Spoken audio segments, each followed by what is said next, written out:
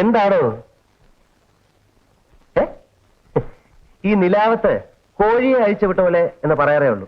ദേ ഈ അവസ്ഥ തന്നെ. താൻ പതിവില്ല എന്ന് എനിക്കറിയാം. എന്നാലും ശകലം മിനിങ്ങിയോ? ഏയ്, നാട്ടിൽ നിന്ന് വന്നൊരു കത്ത് വായിച്ചിരിച്ചു പോയതാ. ഒരു ബിയർ അടിക്കാൻ വേണ്ടി ബാറി കയറി. അപ്പൊ 3 പ്രൊഫസർമാർ ഓട്ടന്നെ തടയപ്പി. സാറന്മാരെ സൽക്കരിക്കാനുള്ള വക ഉണ്ടായിരുന്നില്ല. അതുകൊണ്ട് ഒറ്റ മുങ്ങല്. ഒന്ന് മതിയാക്കണോ? പ്രേമലേഖനം ആണെങ്കിൽ കൂടി എത്ര വട്ടം വായിക്കാം? പിന്നെ പ്രേമവും മണ്ണാങ്കട്ടെ. നീ ഒന്ന് വായിച്ചോളൂ. നീ വായിച്ചോ, വായിച്ചോടാ. ഞാൻ കേൾക്കാം. ആകാശവാണി രായിരനെല്ലൂർ കേന്ദ്രത്തിൽ നിന്നുള്ള വാർത്തകളാണ് നിങ്ങൾ ഇപ്പോൾ കേൾക്കുന്നത്. വായിക്കുന്നത് അമ്മക്കുട്ടി.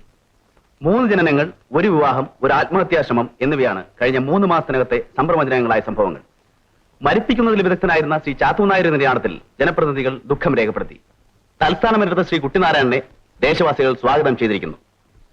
വിദേശത്ത് വിദ്യാഭ്യാസത്തിന് പോയവർ അന്താരാഷ്ട്ര നാണയനിധിയുടെ വ്യവസ്ഥകൾ കൃത്യമായി പാലിക്കേണ്ടതാണെന്ന് രാജ്യസഭ പ്രമേയം പാസാക്കി. ആഭ്യന്തര വകുപ്പിന് അവരെപ്പറ്റിയുള്ള ഉത്കണ്ഠ അറിയിക്കാൻ രാഷ്ട്രത്തലവൻ ഗൃഹഭരണ വകുപ്പിന്റെ മന്ത്രി ഷൈലോക്കിനെ ചുമതലപ്പെടുത്തി. സ്വപ്നം കാണൽ, 3ാംകട പുസ്തകങ്ങൾ വായിക്കൽ, പകലുറക്കം എന്നിവ മാറ്റിവെച്ച് മുഴുവൻ സമയം രാഷ്ട്രസേവനത്തിനിറങ്ങുവാൻ പ്രസ്തുത യുവാക്കളോട് മന്ത്രി ആഹ്വാനം ചെയ്തിരിക്കുന്നു.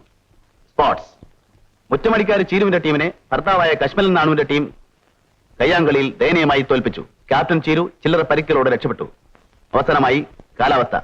പൊടിമഴ പെയ്തത് കാരണം മത്താക്കുമ്പളം തുടങ്ങിയ കൃഷികൾ രക്ഷപ്പെട്ടിരിക്കുന്നു. അമ്പലക്കുളത്തിലെ ജലവിധാനത്തിൽ പറയത്തക്ക വ്യത്യാസമൊന്നുമില്ല. വാർത്തകൾ കഴിഞ്ഞു. ഫാന്റാസ്റ്റിക്. ഈ കത്തെഴുതിയ കക്ഷിയെപ്പറ്റി ഒന്ന് ഗസ് ചെയ്തേ. ചുമ്മാ ഒരു ഗസ് വർക്ക്. ഫലിത സാഹിത്യം എഴുതുന്ന പെണ്ണുങ്ങളില്ലല്ലോ. പോസ്റ്റ് ഗ്രാജുവേറ്റ് അല്ലെങ്കിൽ ജേർണലിസത്തിൽ ഡിപ്ലോമ പഠിച്ചിട്ടാവണം. ഈ തടിച്ചവർക്കാണല്ലോ ഹ്യൂമർ. എലിമെന്ററി സ്കൂളിലെ ടീച്ചറാ കക്ഷി. She is wonderful. താൻ ഭാഗ്യവാനാണോ? ദേ, ഈ പെണ്ണുങ്ങൾക്കില്ലാത്തൊരു സാധനമാണ് നർമ്മബോധം. ലോകത്തെ നോക്കി ഒരു അല്പം ചിരി, അതുള്ള ഒരുത്തെ കിട്ടിയ പരമഭാഗ്യം. ഒന്ന് വലി.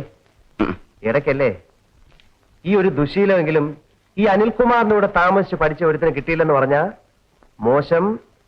സൂര്യവംശത്തിന് ആകെ അപമാനം. വിശുദ്ധനാവാനല്ല, സാമ്പത്തികം വേണ്ടേ? ദാരിദ്ര്യം മാറുമ്പോ കുറേശ്ശെ തുടങ്ങണം. സമയം വരട്ടടോ. ഞാൻ 14 വയസ്സിൽ തുടങ്ങി. കാശുണ്ടായിട്ടല്ല. ഇമ്പാല ശങ്കരപ്പിള്ള എന്ന് പറയുന്ന എന്റെ ഫാദർ ഭയങ്കര ടെററാണ്. ആദ്യം ഇമ്പാല കാറായതുകൊണ്ട് ടൈറ്റിൽ. വീട്ടിൽ കാശുണ്ട്, പക്ഷെ തൊടിക്കത്തില്ല. മോഷ്ടിച്ചാണ് ആദ്യ സീർട്ട് വാങ്ങി വലിച്ചത്. അതൊരു വാശിക്ക്. അയൽവക്കത്ത് എന്റെ പ്രായക്കാരി പെൺകുട്ടിയുണ്ട്. അവളെ ഒന്ന് ഇംപ്രസ് ചെയ്യിക്കണം എന്നുള്ള വാശി. കഥയിൽ പെണ്ണ് രംഗപ്രവേശം ചെയ്തപ്പോ അവൻ ഇൻട്രസ്റ്റ് ആയി. നിന്റെ കേസ് പോലെ പെറ്റ് വീണപ്പോഴേ നിന്റെ പേരിൽ വരവ് പിടിച്ച ലൈസൻസ് ഉള്ള പ്രേമമല്ല വിഷയം. ഞങ്ങൾ ഒരേ ഏജ്. അതാണ് ഏറ്റവും വലിയ ദുരന്തം ഒരു 14കാരന്. അറിയാമോ? കവി പാടിയിട്ടുണ്ട്. മരം തളിർക്കാൻ തുടങ്ങുമ്പോഴേക്കും ഒപ്പം മുളച്ചീടിന് വല്ലി പൂത്തു. അതിന് നീ കവിത വായിച്ചിട്ടുണ്ടേ. പ്രോബ്ലം ഊഹിക്കാം. മീശ കറപ്പിച്ച് യുവാവാൻ നോക്കി, പക്ഷെ കരി തേക്കാനുള്ള ഫൗണ്ടേഷൻ ഇല്ല. അപ്പോ ഞാനൊരു യുവാവ്, നിന്റെ കാമുകൻ ഇതാ അയൽവക്കത്ത് എന്ന് സ്ഥാപിക്കാൻ വേണ്ടി പുല്ലുപോലെ സീർട്ട് വലിച്ച് അവിടെ ചുറ്റുവട്ടത്തേർന്ന് കറങ്ങി. അത് കണ്ട് ആസ്വദിച്ച അവളല്ല, അവിടെ മുത്തശ്ശി. ആ തള്ള എന്റെ മുത്തശ്ശി തള്ളെടുത്ത് റിപ്പോർട്ട്. ഫലം ഇമ്പാല ശങ്കരപ്പിള്ള സീമന്തപുത്രനെ ചാട്ടവാറുകൊണ്ട് അഹോരാത്രം ഓമനിക്കുന്നു. ഇപ്പോഴും അയലോകത്തുണ്ടോ കഥാപാത്രം? അവൾക്ക് 14 വയസ്സുള്ളപ്പം അവളെക്കാൾ ഇരട്ടി പ്രായമുള്ള ഒരു മുരടം പട്ടാളക്കാരൻ കെട്ടി. ലോകത്തോട് മുഴുവൻ രോഷം കൊണ്ട് ഞാൻ കല്യാണ വീടിന് ചുറ്റും ചുരമാന്തി കൊണ്ടാടുന്നു. ഞാൻ പ്രേമിക്കുന്നു എന്ന് വിളിച്ചു പറയാൻ ഒരു 16കാരൻ എന്ത് അർഹത? പക്ഷെ അവൾക്കറിയാമായിരുന്നു. കാഫ് ലവ് എല്ലാവർക്കും അങ്ങനെ എന്തെങ്കിലും കാണും ടീനേജില്. അല്ലല്ലോ, അവൾ ഇപ്പോഴും ഉണ്ട്. 3 കൊല്ലം കഴിഞ്ഞ് അയാൾ ഉപേക്ഷിച്ച് തിരിച്ചെത്തി. ഒരു സത്യം ഞാൻ മനസ്സിലാക്കുന്നു. ഇപ്പോഴും ഞാൻ അവളെ സ്നേഹിക്കുന്നു എന്നുള്ള സത്യം. പഴയതിനേക്കാൾ ആവേശത്തിൽ. അവൾ കാണരുത്, സംസാരിക്കരുത്, എഴുതരുതെന്നൊക്കെ പറഞ്ഞ് വിലക്കി. ഇഷ്ടമില്ലാഞ്ഞിട്ടല്ല. ഒരു കല്യാണം തെറ്റി പിരിഞ്ഞു വന്നവൾ ഇമ്പാല ശങ്കരപ്പിള്ളയുടെ ദാസന്റെ മകൾ. ദാസൻ എന്ന് വെച്ചാ? വെറും ദാസൻ തന്നെ, കാര്യസ്ഥൻ. തന്റെ വീട്ടുകാർക്കറിയോ? ആ, സംശയമുണ്ട്. പക്ഷെ ഞാൻ ഇത്ര സീരിയസ് ആണെന്ന് അവർക്കറിയില്ല. ഓ, ചെറുക്കനൊരു നേരം പോക്ക്. പാവപ്പെട്ട വീട്ടിലെ പെണ്ണ്, അതും ഭർത്താവ് ഉപേക്ഷിച്ചവൾ. അപ്പൊ ഒരു തമാശ. എന്നൊക്കെ കരുതിയിട്ടുള്ളൂ. പക്ഷേ 14 വയസ്സിൽ കത്തി തുടങ്ങിയ തീ ഇപ്പോഴും കെടാതെയുണ്ട്. എന്ത് ചെയ്യും? പേര്?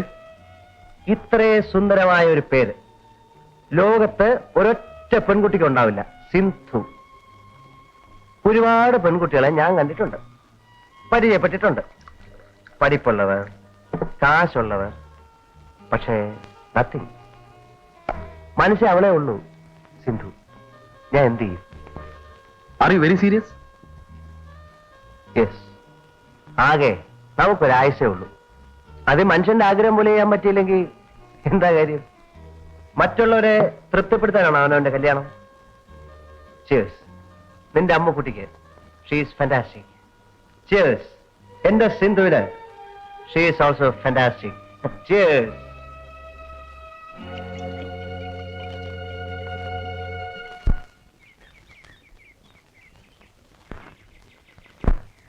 അല്ല, രാജേട്ടൻ എന്താ ഒരു കത്ത് പോലും അയക്കാതെ പെട്ടെന്ന്? ഒരു സർപ്രൈസ് ആകട്ടെ എന്ന് കരുതി. അച്ഛനെവിടെ? രാവിലെ ഗുരുവായൂർ പോയതാ. തൊഴുതു മുടങ്ങ് വഴി ആരെയൊക്കെ കാണണമെന്ന് പറഞ്ഞു. വൈകിട്ടെത്തും.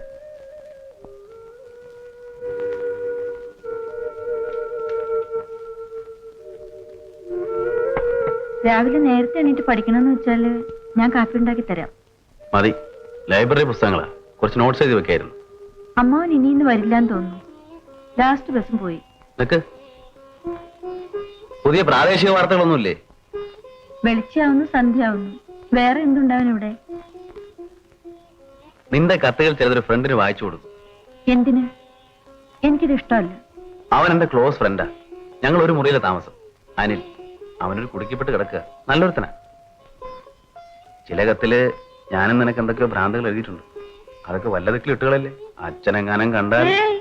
ലണ്ടൻ ഗോപുരത്തിൽ കോഹനൂർ രത്നമൊക്കെ വെച്ച സ്ഥലത്ത് ഭദ്രമായി സ്വർണ്ണ പേടകത്തിൽ വെച്ചിട്ടുണ്ട്. അപ്പം അരുത്, അങ്ങനെയൊന്നും പാടില്ല. ഏയ്, കഥ പറഞ്ഞു തന്നിട്ടില്ല. നല്ല കുട്ടിയായിട്ട് ഇവിടെ നിന്ന് പറഞ്ഞാൽ ഞാൻ കേൾക്കും. നിന്റെ അടുത്ത് എപ്പോഴും ചീത്തക്കുട്ടിയാണ്. എന്റെ എല്ലാ ചീത്തങ്ങളും സഹിക്കേണ്ടി വരുമല്ലോ നിനക്ക്.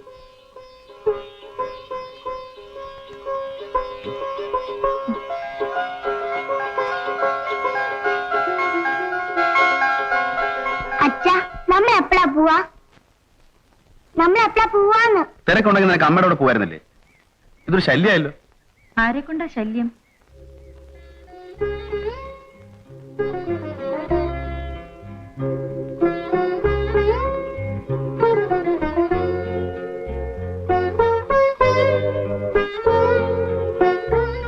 രാജേട്ടനും പോയി. ഇവിടെ ആരും ഇല്ലെന്നാ വന്നാള് പറഞ്ഞത്. ഞാൻ മോനെ കൊണ്ടാണോ അച്ഛന് ശല്യം?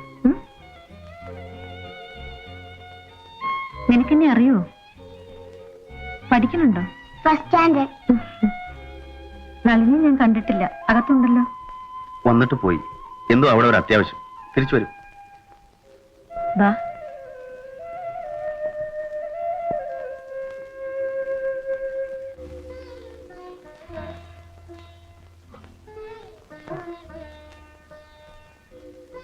നീ വന്നല്ലോ.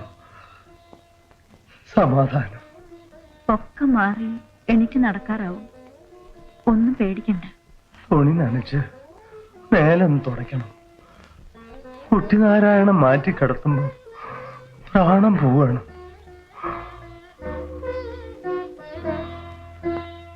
എല്ലാവരും വന്നു, ഹാജര് തന്നു, പോയി.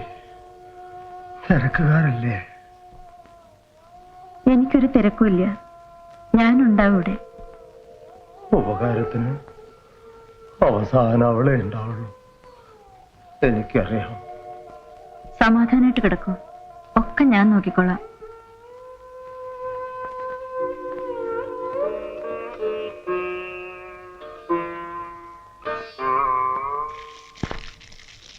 ആ അടുപ്പത്ത് അരി കഴുകിയിട്ടുള്ളൂ. പാവക്കായ ഉപ്പേരിക്ക് പാകത്തിൽ നുറുക്കണം. ഞാൻ മേല് മുറുക്കി തുടപ്പിച്ച് വരുമ്പോഴേക്ക് കൂട്ടാൻ കഷ്ണം നുറുക്കി വെക്കുകയും വേണം. ഉണ്ണാറായോ? ഇപ്പാവും. ഇത്തിരി നേരം കൂടെ കളിച്ചോളൂ. അപ്പളേക്ക് റെഡി. ചീരിനോട് ഇരുന്നാലേ അരിഞ്ഞു ചിടിക്കാൻ പറയൂ. വൈകുന്നേരം പലഹാരം ഉണ്ടാക്കി തരാം. കുട്ടികളുള്ളതല്ലേ, അവർക്ക് ഇടനേരം വല്ലതും കഴിക്കണ്ടേ? വേറെ കുട്ടികൾ ആരുമില്ല, ഇവിടെ ഞാനേ ഉള്ളൂ. നീയുണ്ട്, പിന്നെ നിന്റെ അച്ഛനും ഉണ്ട്. അപ്പൊ 2 കുട്ടികളായില്ലേ?